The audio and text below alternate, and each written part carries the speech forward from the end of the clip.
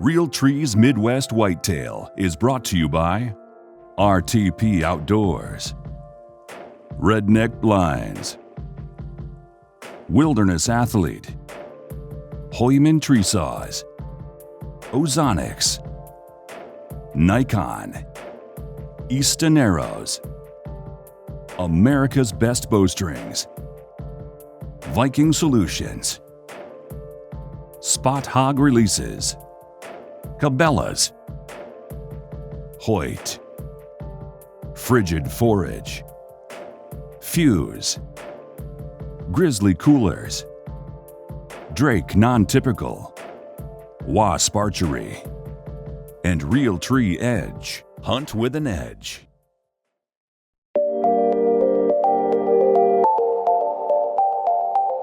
It's early April here, and Josh and Justin and I decided to come out and have a little fun and do an experiment.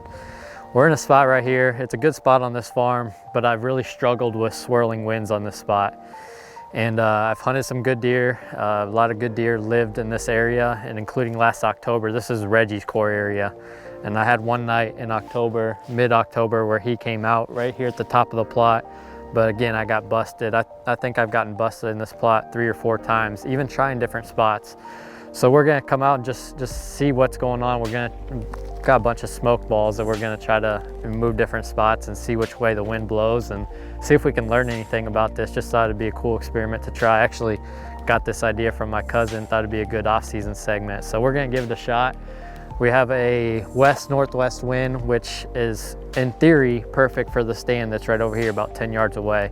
Obviously that hasn't been the case, but if you look at an aerial map, even being down on the ground right here, it still looks like a northwest wind would be perfect. There's nothing blocking it on the other side, which is typically what you get when you had those swirling winds. So probably 60, 70, 80 yards up the hill is where the deer typically bust me at. And so I think we're gonna start in the stand, actually see which way it's blowing from the stand, and then move in increments as we get up to where the deer are. So it should be interesting. We don't know what to expect, and hopefully we'll leave here having learned something. Okay, we're up in the stand now, and I can feel it kind of gusty, kind of swirly up here. We might have to try a couple of these just because they don't last very long. But we'll start with this first one and see what it does up here.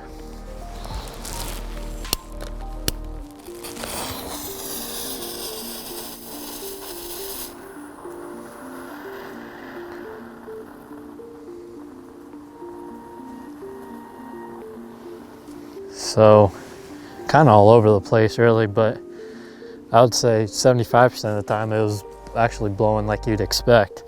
So I'm gonna grab another one here and see what it does.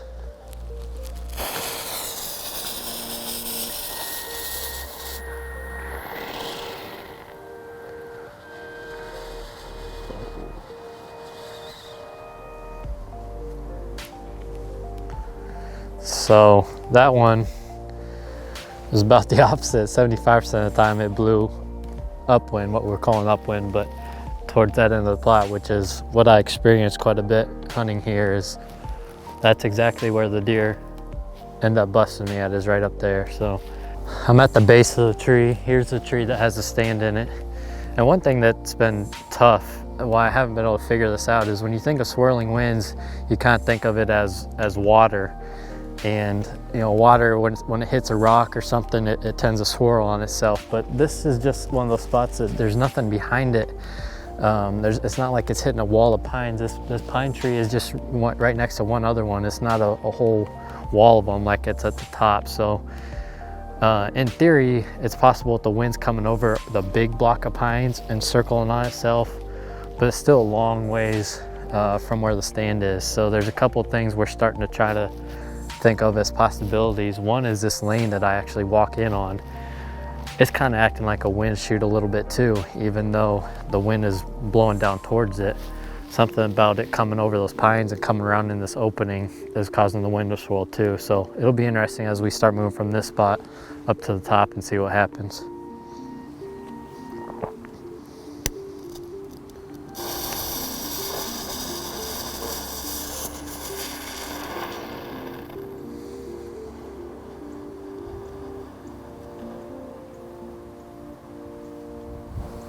That one was kind of interesting. It started out blowing upwind and circled around and blew downwind, and we just had a pretty good gust right here as I'm talking, and I can feel it hitting me.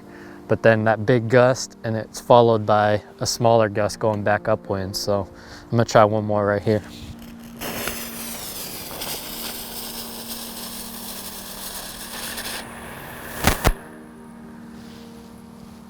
Wow.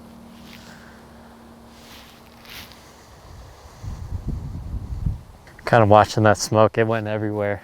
But again, it started going upwind from this spot. So we're gonna walk about 15 yards up towards the direction where most of the deer end up busting me and just see how it changes as we get up there. I suspect it's just gonna keep doing almost the exact same thing it is here.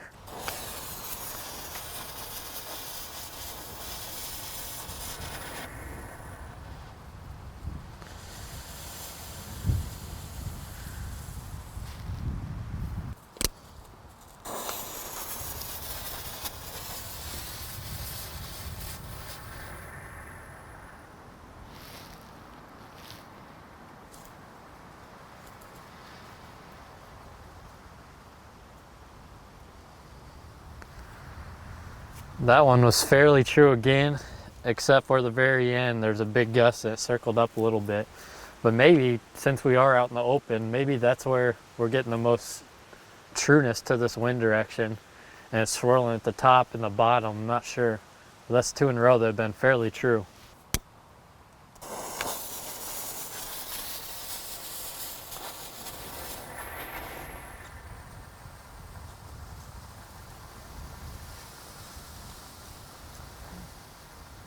That's crazy. It's right to that spot.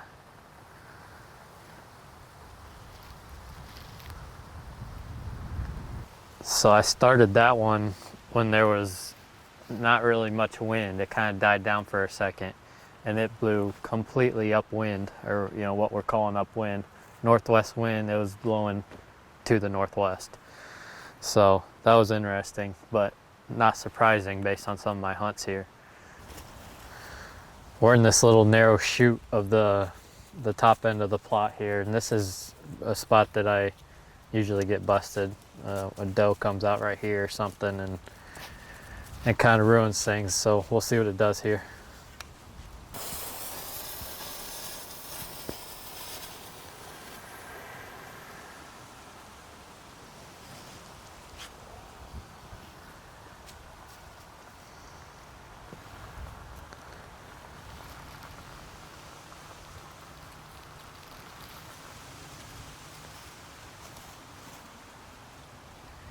I was trying to watch it as it gets further out and see what it does, but that one's kind of all over the place.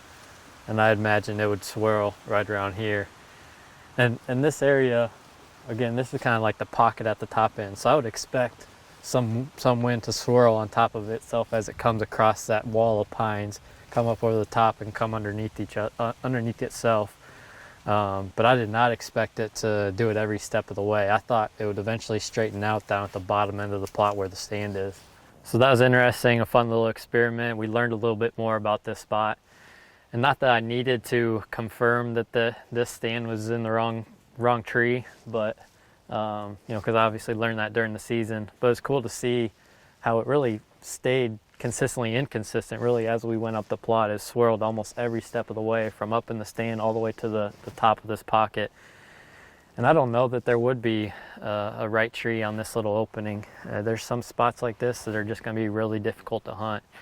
I will say that I did have one good hunt in this spot where I didn't get busted. It was on a morning hunt, clear morning, clear cold morning, where my thermals, as the sun came up, the thermals I think helped me out quite a bit. I had a mature buck, worked multiple scrapes all around the plot, and he never once got nervous, never busted me. So maybe that's my option in this spot.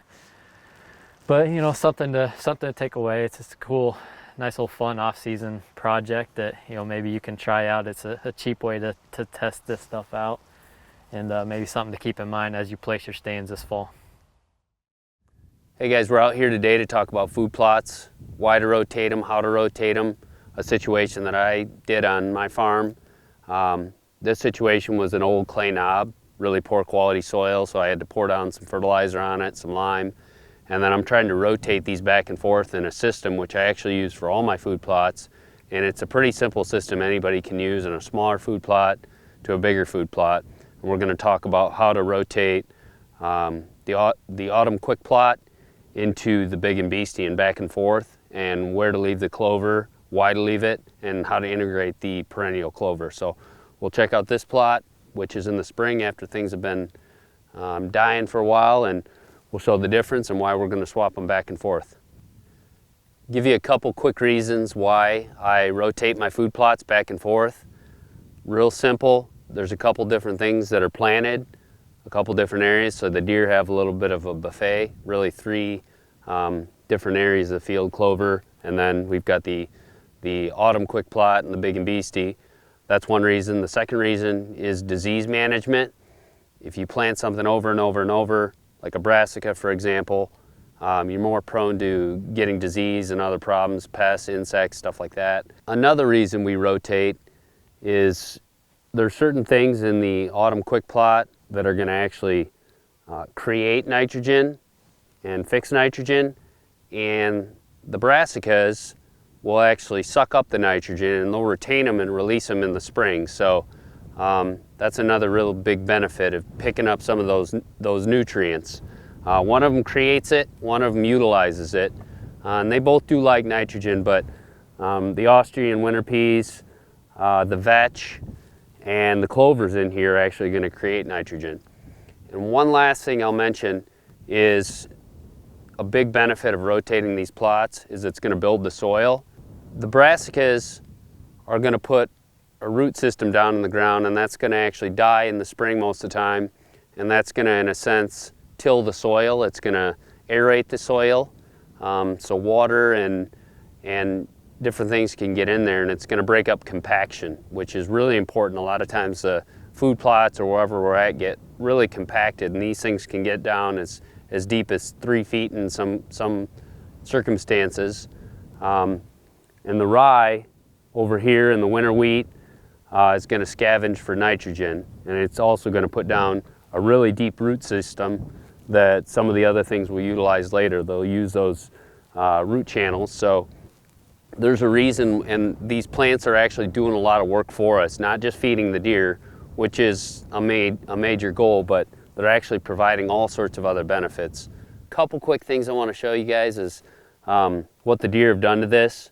I actually planted this earlier than I should have, but you can see pretty much everywhere on there the deer have nipped that off, so they're definitely utilizing that. And you can see the oats die, and then the winter wheat and the rye stay green into the spring.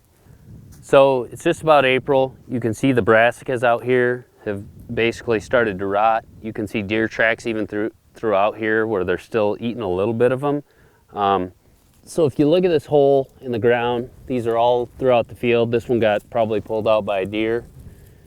And when these die and kind of start decomposing, these will be all over the field, but these are big holes in the ground that actually go quite a bit deeper when you follow the roots down. But that's aerating your whole field through a natural tillage method, and it's breaking up your compaction.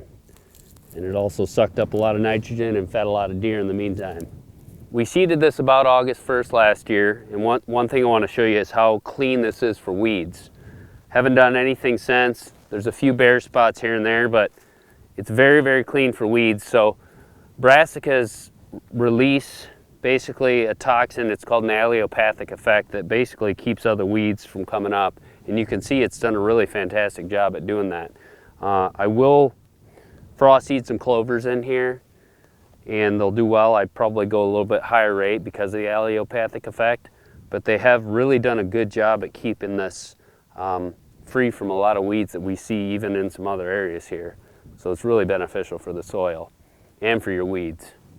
So to wrap this up on the brassica portion here, I'm going to be putting this into the autumn quick plot. In the meantime, to bridge that gap, I'll be having the plow down clover planted right here. And then over here in the rye portion, I've got some perennial clover here. It's feeding the deer right now. And what we're going to do is later on we're going to tear this up and put this into the brassicas or the big and beastie later on. And what that's doing is that's feeding the deer all year long, give them a food source, something to draw on, and we can flip-flop these areas for all those other things that I mentioned, the disease, the fertility, feeding the deer year-round, and helping the soil out. I hope this rotation makes things simple for you. Hopefully you can find a spot on your farm to try this rotation, tweak a few things to make it work for you, and have some luck shooting a big old buck or attracting a lot of deer to your plot. Good luck this fall. It's hard to believe, but I'm actually wearing a t-shirt today for the first time in quite a while. It's starting to shape up now weather-wise where we can think about food plots, and we'll start diving into those topics in future episodes. Wanted to kind of wrap up this subject of swirling winds really quick before we move on.